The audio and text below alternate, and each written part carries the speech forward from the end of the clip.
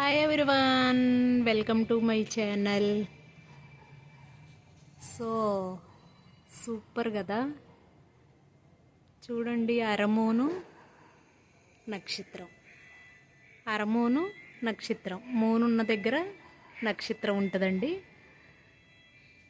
అది ఎందుకన్నది నేను నెక్స్ట్ వీడియోలో చెప్తాను.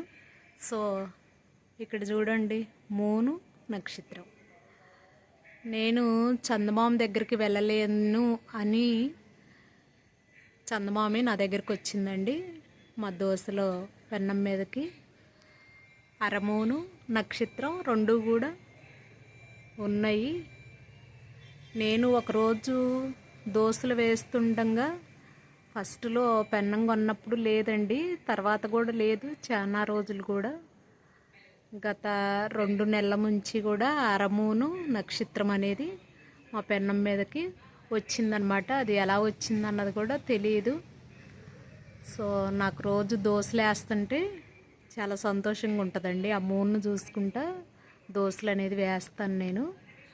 సో ఇలాగే అరమోను నక్షత్రం రెండు కూడా ఉన్నాయి మా దోశల పెన్నం మీద. చందమామ దగ్గరికి నేను వెళ్ళలేను కదండి, అందుకే చందమామ నా దగ్గరికి వచ్చింది. సో నాకు చాలా సంతోషంగా ఉంది. సేమ్ ఇలాగే మా దోశల పెన్నం మీద ఉంటుందండి. రోజు కూడా నేను దోశలు వేస్తాను కదా, ఆ మూను చూసుకుంటూ దోశలు అనేది వేస్తాను, బాగా వస్తాయి కూడా. సో చూడండి, అరమోను నక్షత్రం.